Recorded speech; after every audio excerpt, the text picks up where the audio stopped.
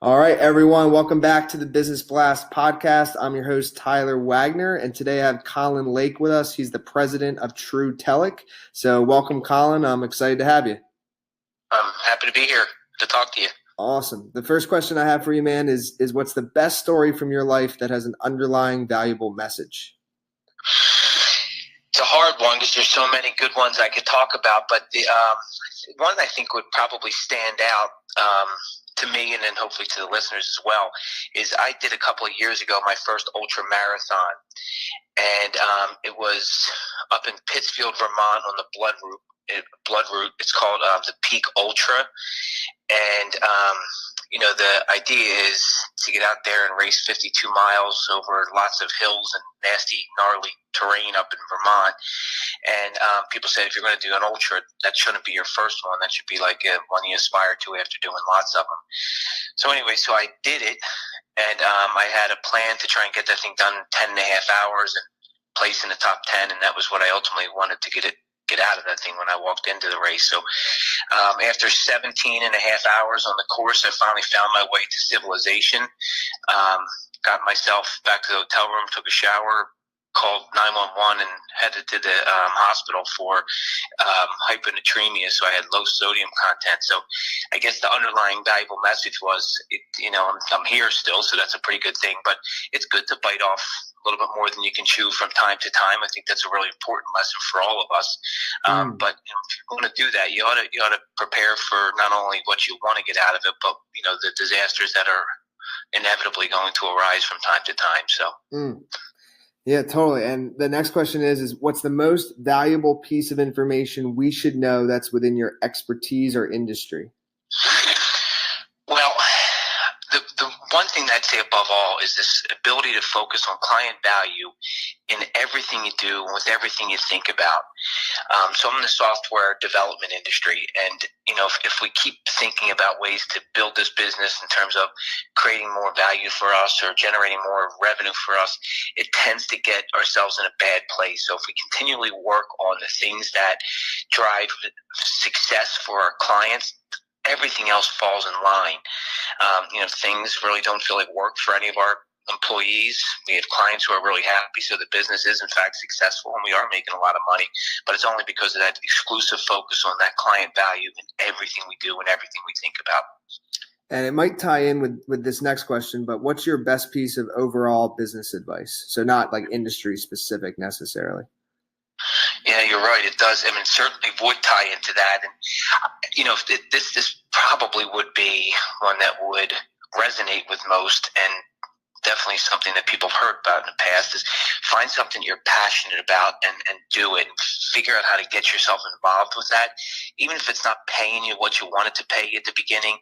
Like if you can just do that, that no matter what it is, no matter where it is, if you can figure out how to get that accomplished, business is going to kind of feel like a pretty comfortable word, and things, not necessarily work, but fun.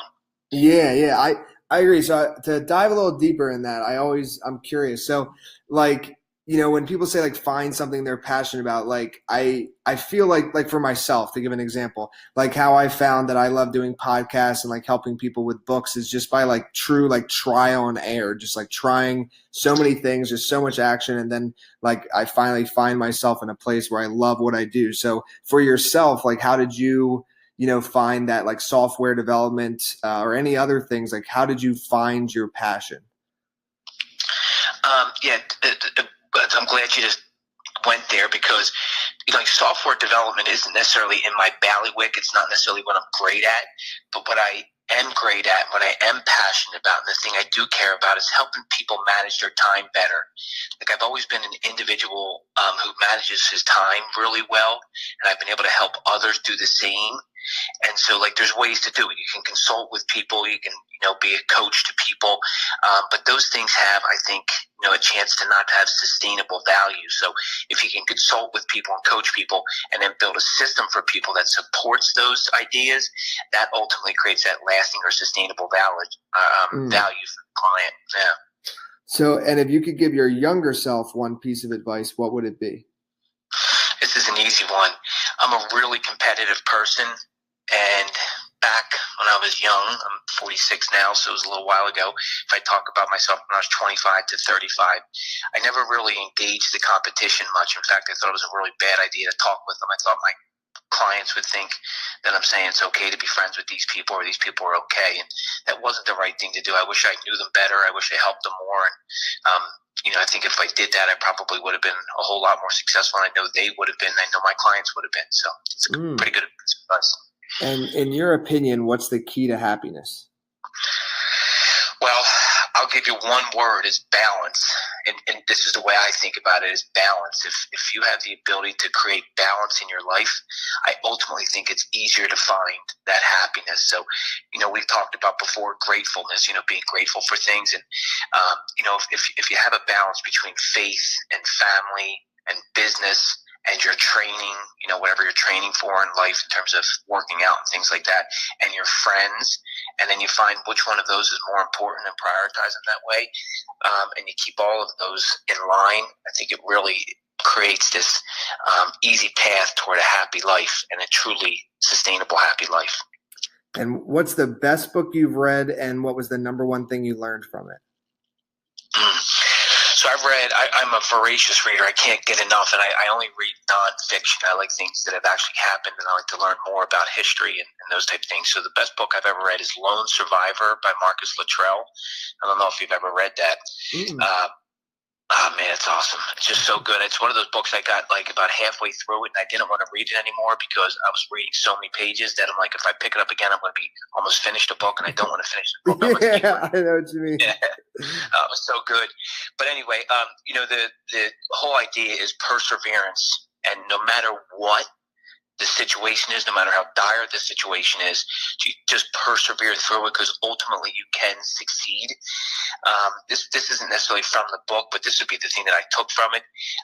Nietzsche said, if a man has a why, he can endure any how. So if you have a why, like if you truly understand why you're doing something, you can endure any like dreaded events that go on, and that would be the thing that I took away from Lone Survivor. Awesome book. And it so I'm gonna have to read that. It might tie in with the next question then, but what's your favorite quote and why? Favorite quote, this comes from a book that you and I worked on together. It's the chapter that I wrote. It says, if you wrestle with a pig in the mud, you both get dirty, but only one of you likes it. Yeah, so the idea is, there's lots of people who want to tell you lots of worthless pieces of information, and they may be things that you disagree with. And when we tend to argue with those people, we find ourselves in conversations that are probably useless wastes of breath. And I think about that often when I'm talking with a person. Does this create any value for the person I'm talking to, or any value in my life? And if it doesn't, I'm not going to argue too long. I'm going to shake hands and get out of that conversation as quick as possible and find a better conversation to have. Well, thanks for coming on, Colin. And the last question I have for you is, where can people best connect with you online, like your socials or your website? Trutelic.com is the easiest way to find me. We do a good amount of blogging. I do a good amount of blogging on there about creating time efficiency and sustainability of that. So it's Trutelic, Trutelic.com. Perfect, man. Thanks again for coming on. We appreciate it. All right, you're the man, Tyler. Great to catch up, buddy. The podcast you just heard was made using Anchor. Ever thought about making your own podcast? Anchor makes it really easy for anyone to get started. It's a one-stop shop for recording, hosting, and distributing podcasts. Best of all, it's 100% free. Sign up now at anchor.fm/new. That's anchor.fm/new to get started.